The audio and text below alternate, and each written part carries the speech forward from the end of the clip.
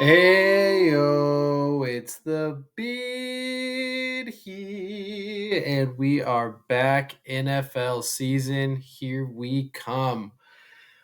What are we doing today? We're doing a thirsty thirst trap Thursday night game, season opener, Detroit Lions, Kansas City Chiefs. I'm going to give you a few picks here that I think are probably going to hit. Again, it's betting, so we never know, but football is my jam, and player props is generally where I do my damage. So I got DraftKings up here.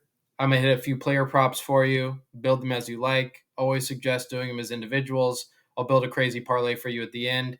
If you have FanDuel, highly recommend going to FanDuel. They're doing a 50% bonus today. So what you can do is you place a bet. They'll do a 50% odd booster. Easy way to make a little bit more money. So first thing that we're going to look at is what I'm going to call my lock. So let's go to rushing and receiving. The lock for me is this line right here. The reason why this is a lock for me is if you look at Detroit from last year, and they haven't really improved on it. Their run defense wasn't great. They gave up close to 100 yards a game. Most teams that have found success against the Chiefs and Patrick Mahomes generally are playing a little bit deeper, taking away the deep ball, softer over the middle. Pacheco is a vicious runner, probably running within the tackles, usually gets anywhere from like 13 to 15 carries a game. Last year, averaged 4.9 yards per carry. So if let's say he'd hit the max, so let's say 15-5, you're looking at 75 yards. That's a 30-yard gap here. I think this line is way too low. I know he was hurt. He's coming off injury. There's a little bit of uncertainty there, but with Kelsey banged up, I think you got to lean on run. So I'm going to drop him in there. That would be my lock. The other thing that I would want to look at is I know a lot of people are going to be on the over here. I'm not so sure. I wouldn't bet this just because I don't know how they're going to use them. There's so much hype around that. But it scares me. Transparently, it scares me. We don't know what they're going to do with them. You got St. Brown over there. St. Brown's a volume hog. You've got Marvin Jones Jr. He's a volume hog.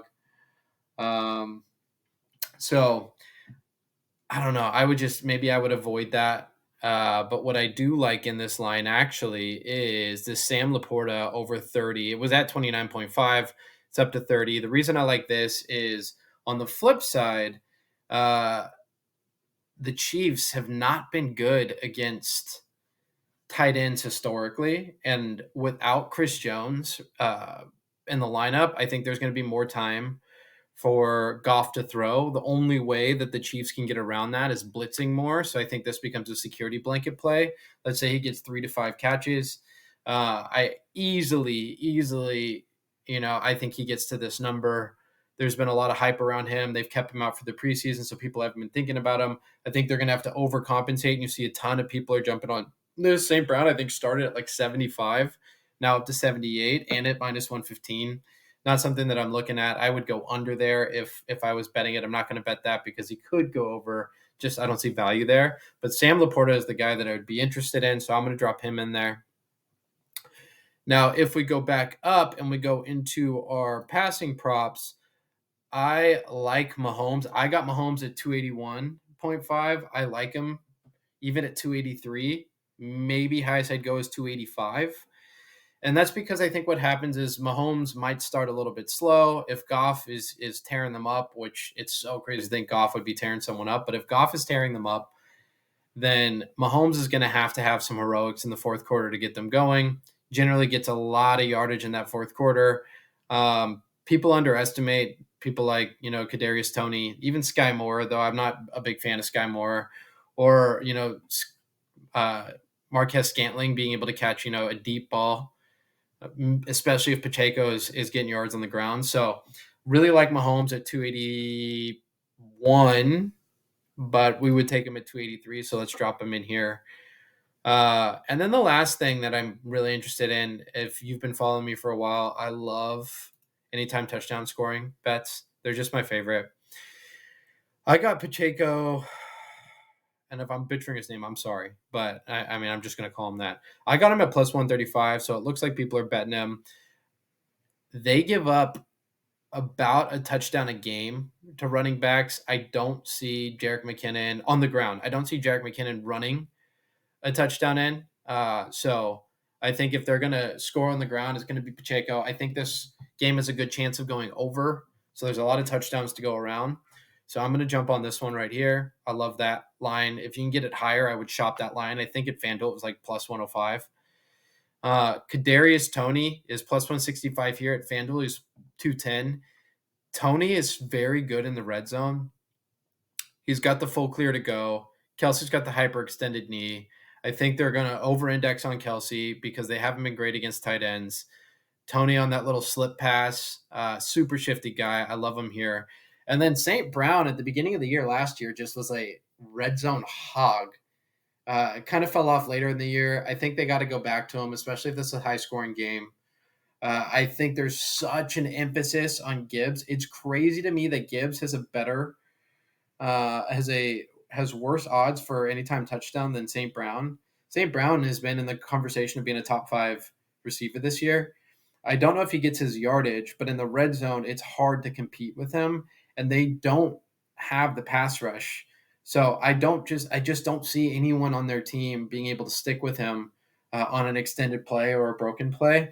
So I'm gonna go St. Brown as well. I generally stick to like 3 or 4 here. The reason I do that is, if we can get 2 or 3, great. It's some plus money. 3-3, it's awesome. If you wanted to throw another one in here, this Laporta is a pretty interesting one as well. They gave up 9 touchdowns last year, I think, to tight ends. I just see him having a decent game. Marvin Jones is a little bit cooked.